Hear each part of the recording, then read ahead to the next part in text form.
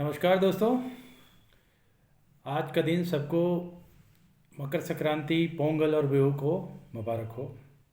आज का वीडियो मैं चालू करता हूँ उसके पहले जय सनातन, जय गौ माता, भारत माता की जय। आजकल खबरें बहुत तेज़ी गति से फैल रही है कि कुछ लोग हिंदू का नाम तो रखते हैं लेकिन उनके कार्यकलाप ऐसे दिखते हैं मानो वो विधर्मियों की तरह उनकी सोच है।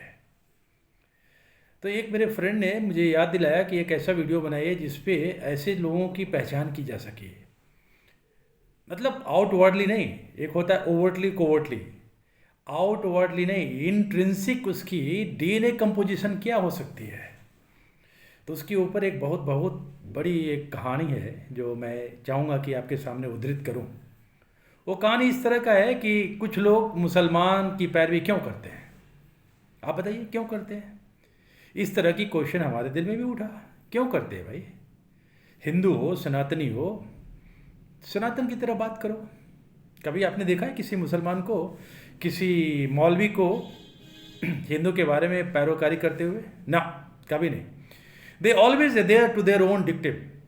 ला इलाहा इल्लल्लाह मुहम्मद अल उर रसूलुल्लाह, there is only one god prophet, and if someone try to transgress away from this widely accepted their theological कलमा ला इलाहा इल्लल्लाह मुहम्मद अल रसूलुल्लाह, तो उसका सर तन से जुदा। मतलब only one god and that is Allah. और अल्लाह के अलावा यदि कोई किसी को पूछता है या पूछता है या जानने की कोशिश भी करता है तो शिर्क है, वो गुनाह है और उसकी कत्ल कर देनी चाहिए। ये तब तक नहीं बोलते हैं उस एरिया में जब तक जहाँ तक और जहाँ पर इनकी मेजॉरिटी नहीं होती है। जैसे इनकी मेजॉरिटी होती है they start showing there true colour, जो हमने देखा कश्मीर में और जो हम देख रहे हैं केरला में, और जहाँ जहाँ भी जिस कंट्री ने इनको मौका दिया अपने हाथ पांव पसारने का, उनकी चादर ही केवल नहीं खींचे, उनका गर्दन भी काट दिया। तो अब आते हैं हिंदुस्तान में, क्योंकि अभी हमारा पूरा देश, पूरा भारतवर्ष राममय है। इसमें कुछ कुछ विधर्मियों की अलग सुर दिखाई पड़ती है, सुनाई पड़ती है। ऐसा क्यों? एक हमारे बहुत प्रिय मित्र ने, अनिल कश्यप ने भेजा कि एक कहानी को उद्धृत कीजिए, तो मैं उसी कहानी को उद्धृत करने की कोशिश करता हूँ। एक कुछ लोग हिंदू मुसलमान की पैरवी क्यों करते हैं, मैं उनकी भाषा क्यों बोलते हैं, शायद इस घटना को मैं समझ पाऊँ। घटना महाराज रंजीत सिंह के समय की है। और घटना क्या है, एक गाय ने अपने सींग एक दीवार की बांगड़ में कुछ ऐसे फंसाए कि बहुत कोशिश करने के बाद भी वो गाय अपने को निकाल नहीं पा रही थी। भीड़ इकट्ठा हो गई और गाय को निकालने के लिए तरह तरह के सुझाव देने लगे। देखते होंगे गांव में बहुत सारे लोग अपने अपने तरीके से सुझाव देते हैं, ये कर दो, वो कर दो, फलना ढिमकाना। सबका ध्यान एक ही था कि गाय को कोई कष्ट ना हो। हम सनातनी हैं, हमारी गौ माता है, गौ माता से बहुत प्यार। कल आपने देखा मोदी जी को कैसे चारा खिला रहे थे गौ माताओं को। ये कैसे विधर्मी लोग इसके ऊपर कटाक्ष भी कर रहे थे कि देखो मोदी जी नाटक कर रहे हैं। अरे नाटक नहीं कर रहे हैं, मोदी जी हमारे जीता जागता एक संत हैं। वो गौ माता से उनको प्यार है, जोगी जी को प्यार है। जो सच्चा सनातनी होगा गौ माता को चारा खिलाएगा, गुड़ खिलाएगा, प्यार करेगा।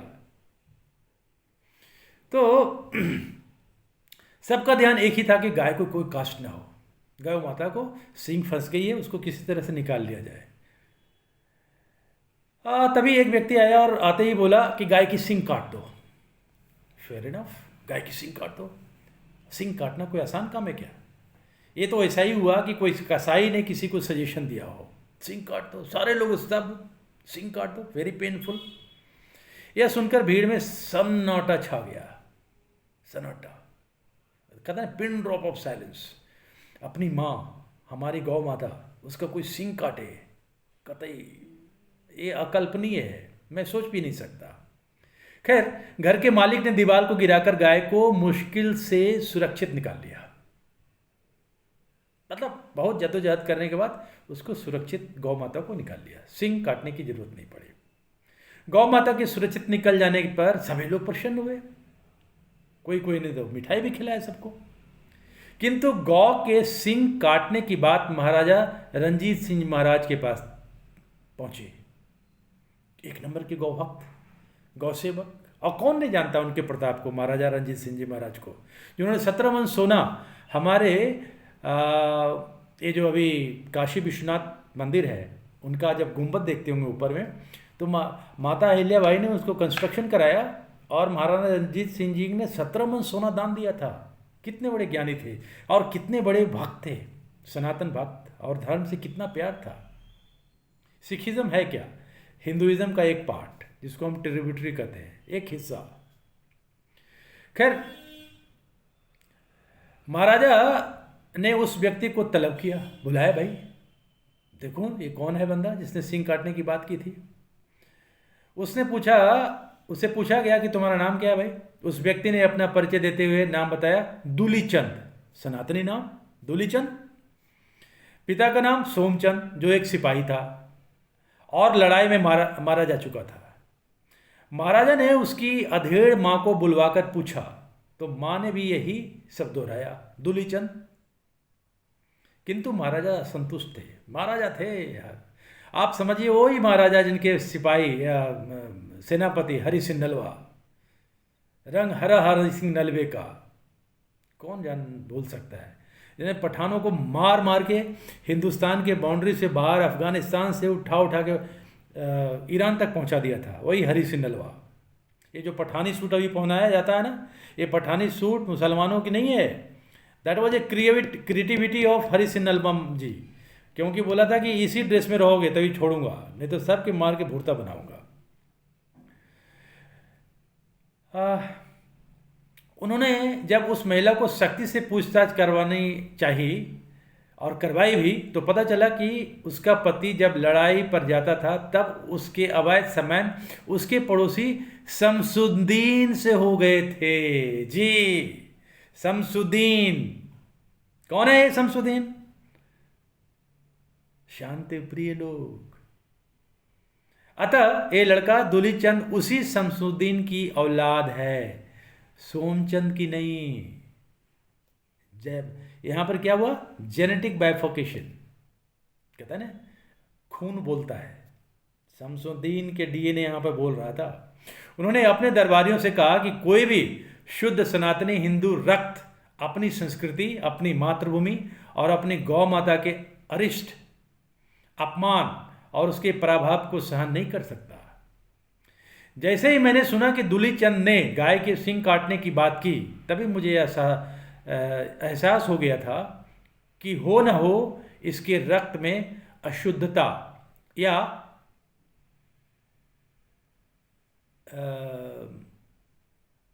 अशुद्धि आ गई है। सोमचंद की औलाद ऐसा नहीं सोच सकती, तभी तो वह शमसुद्दीन की औलाद निकला। सज्जनों, आज भी हमारे समाज में सन ऑफ सोमचंद की आड़ में बहुत से सन ऑफ शमसुद्दीन घुस आए हैं। मैं क्या बोला? In the garb of son of Somchand there are many sons of real sons of Shamsuddin घुस गए हैं, and they are masquerading as Hindus और Sanatani, but in reality they are not. इन्हीं में से ऐसे राजनेता भी शामिल हैं जिनका नाम हिंदू है, लेकिन वे अपने लालच में न सिर्फ सनातन धर्म और संस्कृति का अपमान करते हैं, बल्कि इसे मिटाने पर भी तुले हुए हैं, जो अपनी हिंदू सभ्यता संस्कृति पर आघात करते हैं और उसे देखकर खुश होते हैं। देखा, एक बहुत बड़ा क्रांतिकारी उभर के आया था जब तक वो मलाई चाट रहा था, मौर्य। देखो नाम क्या रखा है, मौर्य, यूपी में, और वो कैसी भाषा बोलता है। हमें इन छुपे हुए नकली हिंदुओं को पहचानने की जरूरत है। अभी देखिए, ये शंकराचार्य ये बड़े बड़े छड़ी लेके घूम रहे हैं दो चार। कल तक तो लगता था कि हमारे पूज्य हैं, आराध्य हैं, हम उनको मना लेंगे, लेकिन इनकी 2 दिन से जो भाषा आ रही है, उनके अंदर जो कटुता है सनातन के प्रति, उससे यही प्रतीत होता है कि इनकी thinking is admixtured with some content which is not pro and which is not in conformity with Sanatan. क्या है? आपको याद है ये जब लोग गए थे यहाँ पे साईं बाबा ट्रस्ट के पास चंदा मांगने के लिए, तो उन्होंने इस बात को रिजेक्ट कर दिया कि नहीं नहीं, we are not a Sanatani organisation और trust, we owe our religions to Muslim fraternity. हम एक पैसा का चंदा नहीं देंगे क्योंकि हम चंदा देने में विश्वास नहीं करते।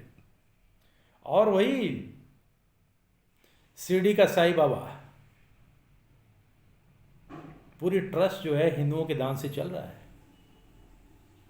ऐसा नहीं होता तो हमारे हिंदुस्तान में जब भी हिस्ट्री जो हमें पढ़ाई गई हो तो सारी गलत पढ़ाई गई है, लेकिन जब हिस्ट्री के पन्नों को बारीकी से खंगालते हैं तो उसे पता चलता है कि हमारे दुर्ग को फतह करने वाले कोई बाहरी आक्रांता नहीं थे। वो जो भी थे सारे दुर्ग के दरवाजे अंदर से ही खुले थे। इसका मतलब भेदिया हमारे घर के अंदर छुपा है। अभी देखिए 22 जनवरी के आते आते तक सारे देशद्रोहियों के सुर एक हो जाएंगे। और वो देशद्रोही कौन है? जो सनातन के विद्रोही हैं और देश के विद्रोही हैं, जो चाइना से पैसा खा के और बड़े बड़े एनजीओ के रूप में अपने आप को समाज के अंदर कहता ना कि they have reason their head, बैठे हुए हैं। ये जितने अंजुम पंजुम, रवीश कुमार, ये असत्य हिंदी वाला, ये जो आशुतोष, इन लोगों को देखने के बाद क्या लगता है? पता नहीं कौन ब्रीड के लोग हैं ये। इनको धर्म से कोई लेना देना नहीं है। इनकी गिनती, इनकी रिकॉग्निशन जहां भी हो जाए, किसी भी फॉर्म में हो जाए, पैसे मिलते रहना चाहिए। They can abuse your country. ये एब्यूज करने में कभी नहीं छोड़ सकते। ये ऐसे सनातनियों जो छद्म सनातनी हैं, इन लोगों से बचने की जरूरत है। मैं तो अपील करूंगा कि ऐसे लोगों की ना तो सुनी जाए और ना इनका कोई प्लेटफॉर्म दिया जाए। ये नकली लोग वीडियो बना बना के 10-10 लाख, 20-20 लाख, 2-2 मिलियन, 3-3 मिलियन की सब्सक्रिप्शन बनाते हैं। ये कौन लोग हैं? ये वही लोग हैं जो हमारे देश को तोड़ना चाहते हैं। ऐसे विधर्मियों से बचने की ज़रूरत है। They are fake people and they are on a destroying mode, destruction of the nation. और हमारा देश धर्म प्रधान देश है। Destruction of the nation means destruction of Sanatan. हमारा देश तभी बचेगा जब सनातन यहाँ जिंदा रहेगा और सनातनी यहाँ मेजॉरिटी में रहेंगे। जैसे ही हम माइनॉरिटी में गए, ये विधर्मी हमें गर्दन काट देंगे, हमें बचने नहीं देंगे। हमारी existence would be at stake. इसलिए we must protect our religion at any cost. We must teach our children the basic tenets of principles of Sanatan Dharma. स्कूलों में इसकी पढ़ाई होनी चाहिए, जो कि अनफॉर्चुनेटली बंद किया हुआ है। क्यों? क्योंकि 80% पॉपुलेशन अभी भी डरती है वो बुरा ना मान जाए। क्यों? बुरा मान के क्या कर लेगा? एज ओल्ड ट्रेडिशंस, हमारी ऐसी अपब्रिंगिंग है कि हमने अपने आप को दब्बू बना दिया है। We have to take lessons from Swami Vivekananda ji's famous, which he used to often say, wake up, rise and गर्व से कहो कि मैं हिंदू हूं। इन्हीं चंद शब्दों के साथ मैं 2 शब्द बोलना चाहता हूं हमारे प्रधानमंत्री जी के बारे में और जोगी जी के बारे में। कहते हैं कि एक भारत माँ के ऐसे लाल हैं जो कि बहुत दिनों के बाद हमारी